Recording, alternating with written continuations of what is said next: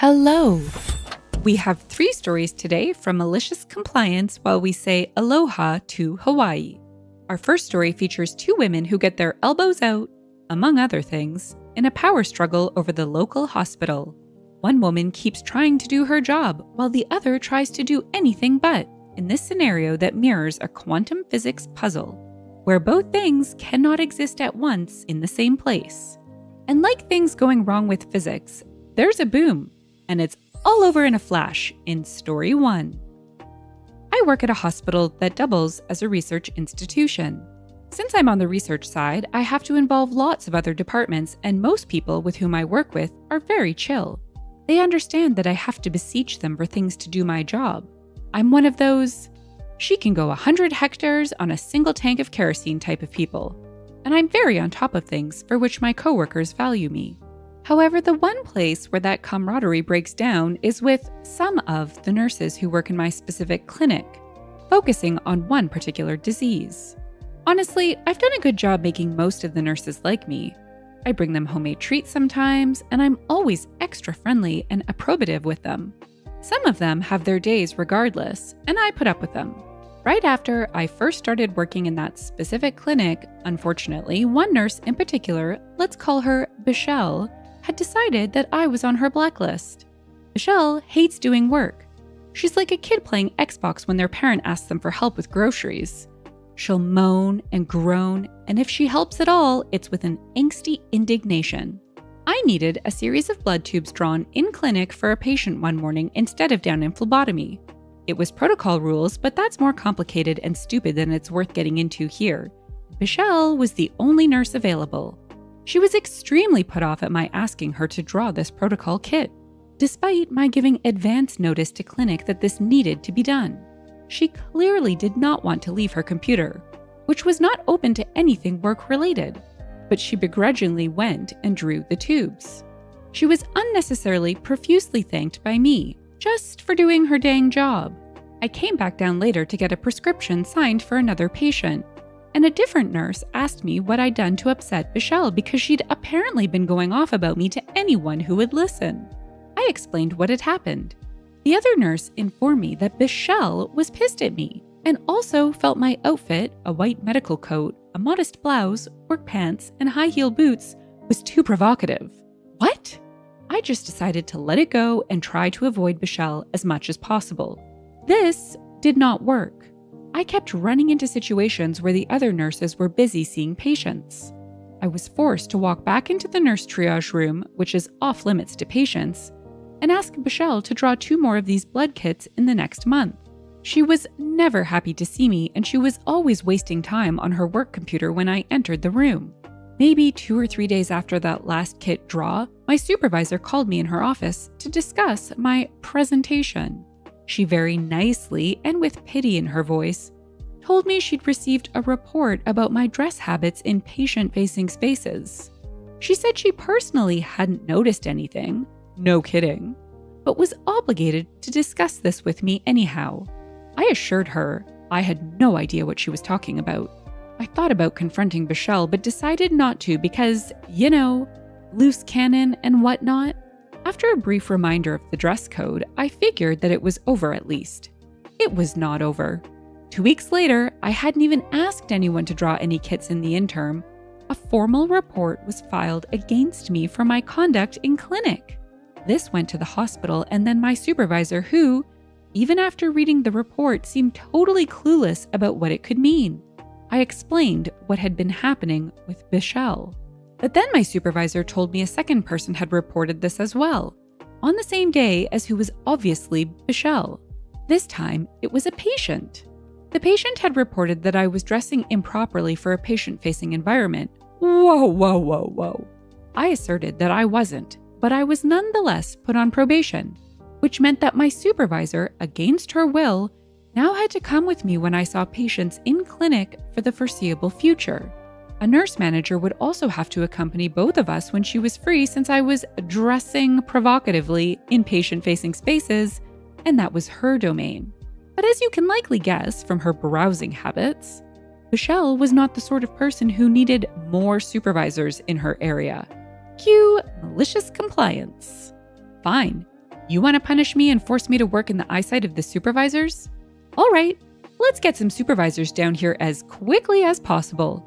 My next in-clinic patient came in 2 days, and it was one of those stupid timed in-clinic protocol kit visits, which meant I was forced to ask one of the nurses to draw the patient's blood.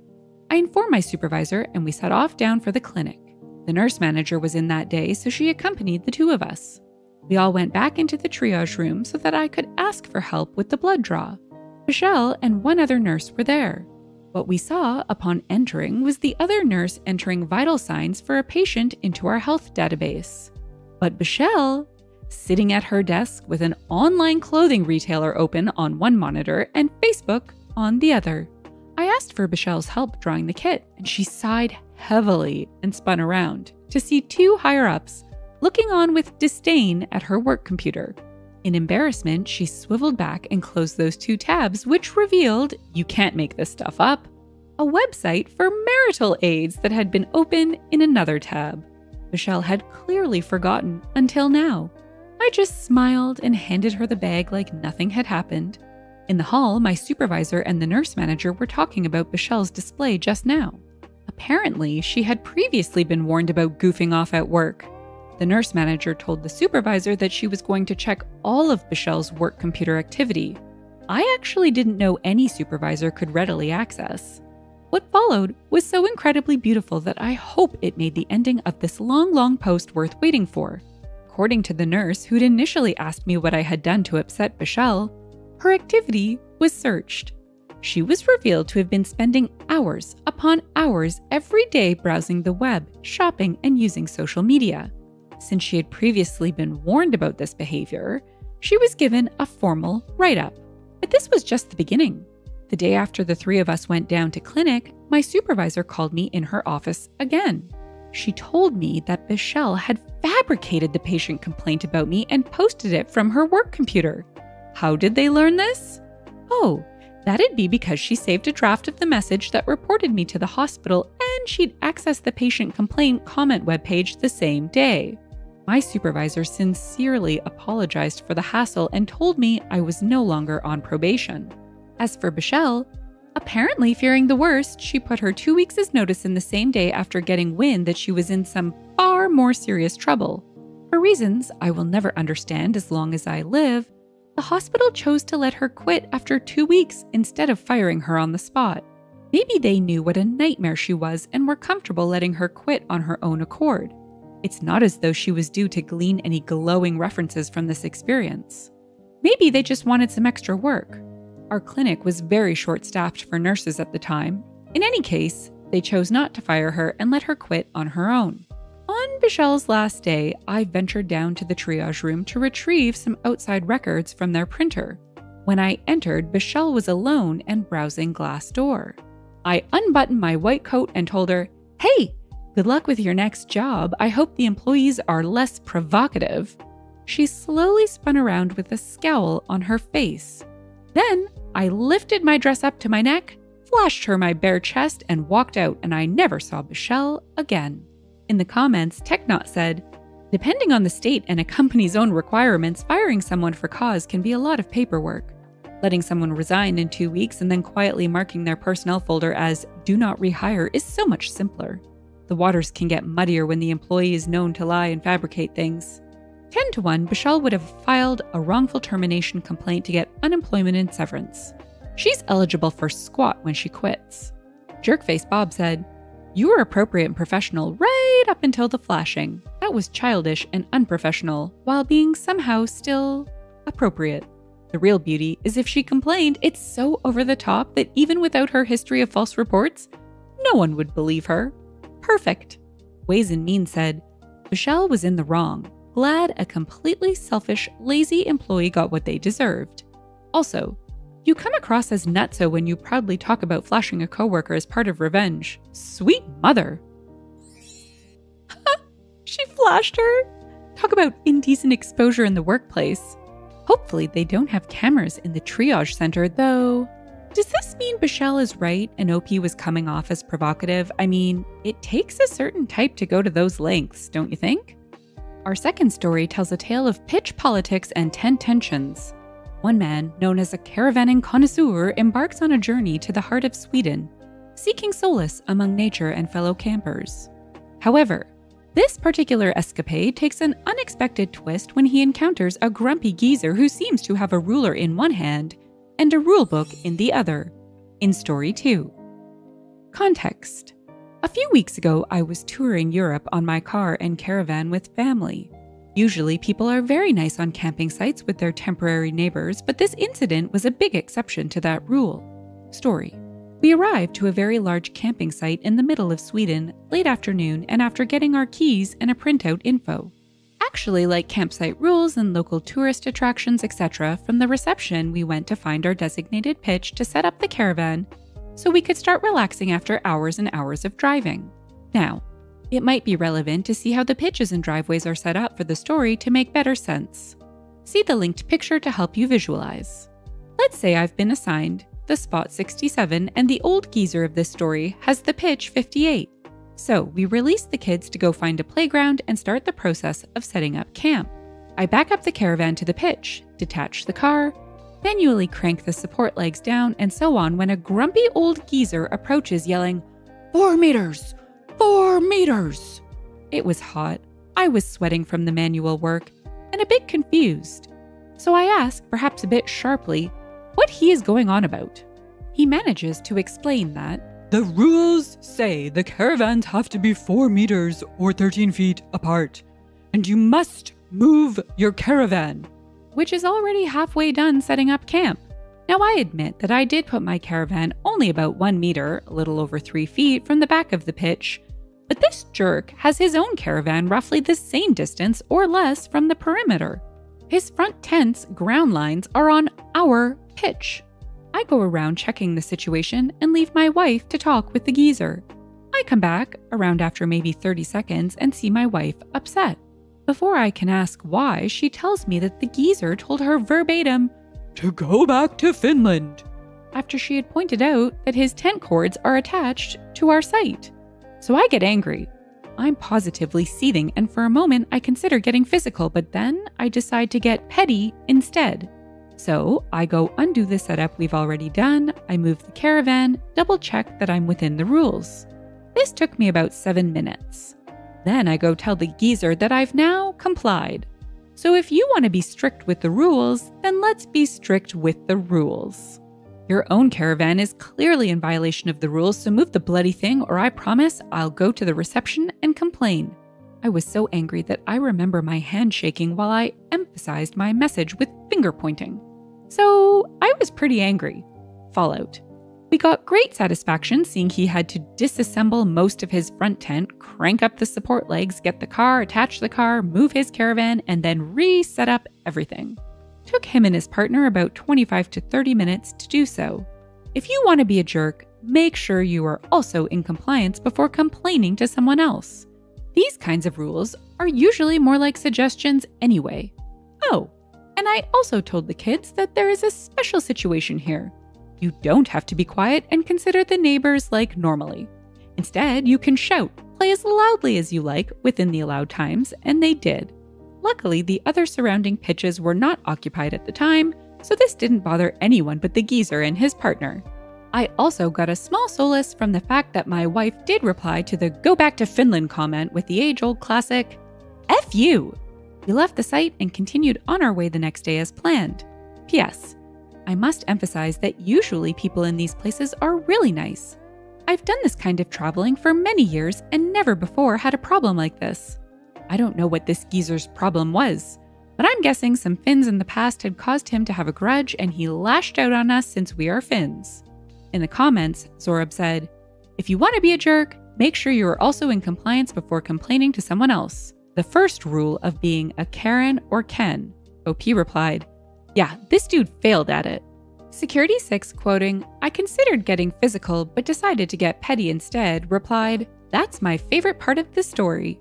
TM Scott added, "Fin-nish Him." This story, getting physical, would have made this geezer feel justified, but instead, OP made him feel like the idiot he is.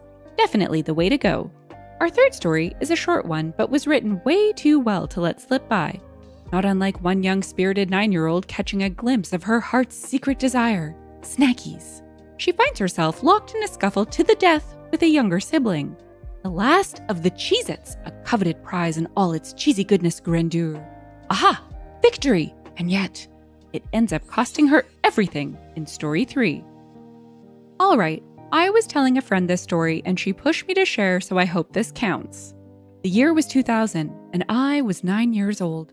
For context, I'm the oldest of 6. Mom was ready to pop out the 4th at the time, and it was a very hot July day.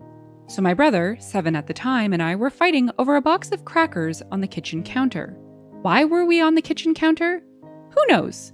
But I'm sure at the time it seemed like a great place to fight over a box of Cheez-Its. So I'm trying to pull the box away from him. He's trying to pull the box away from me, and eventually he gets the grand idea to push me off the counter. I go tumbling and land hard on my right arm. And even though I was only 9, I'd already broken a leg, my other arm, and all of the toes in both my feet. I knew what a broken bone felt like, and I was positive that my arm was broken. The problem was I felt almost no pain due to a very high pain tolerance from my rough and tumble childhood. To this day, I have a stupidly high pain tolerance. So I know my arm is broken, I can't move it properly, I can't make a fist, and I can't use my fingers. So I go to my mom, who's trying to keep cool from both the weather and my second brother growing inside her, and say, "Mom, I need you to take me to the doctors. My arm is broken and I need a cast." Now, my mom would later become not so great, but at the time she was still a pretty okay mom. And looking back on it, I can't really blame her for not believing me at the time. So she shooed me away and said, "I don't want to hear anything about your arm. You're fine. Stop bothering me." Okay then, I'm a good daughter. I will not bother my mom about my arm anymore. The rest of the day goes by with me playing around with my broken arm. I'm holding it up with my other arm while watching TV. I'm holding onto the swing with one hand, and I'm trying to teach myself how to write with my left hand because who knows how long it will take to heal a broken arm without a doctor. Finally, I have to go to my mom because I need to go to the bathroom and I can't unbutton my jeans without both my hands. She's been getting more and more annoyed with me as she's watched me baby my arm all day. She finally snaps at me, telling me that she'll take me to the doctor, but if my arm isn't broken, I'm going to be in a lot of trouble. I agree. Not too worried because I know my arm is broken, and we head to the hospital. The entire ride is spent with my mother coming up with more and more detailed threats. If we get to the doctors, they're going to give you a big shot. I hate needles, but again, I know my arm is hurt, so I insist we keep going. We finally get to the hospital and the nurse says, "Oh, her arm isn't broken, but we'll give her an x-ray just to humor her." Guess what? A complete forearm break. Mom felt horrible and bought me pizza and candy, something we almost never got, and I didn't have to share any of it. So yeah, I don't know if this really counts as true malicious compliance, but I like to think of it as a baby's first step towards being the sarcastic little rascal I am today. In the comments, nothing. Because holy moly did that thread turn into nightmare fuel. Apparently, parents ignoring traumatic and horrific injuries is a normal thing? I like to think I bring a sparkle to everyone's day, but I am no therapist. Moving on. And that's it for today. Until next time, shine bright, Starlight. If you've enjoyed the story and would like to hear more, consider liking, subscribing, and leaving a comment. Thanks, and bye for now.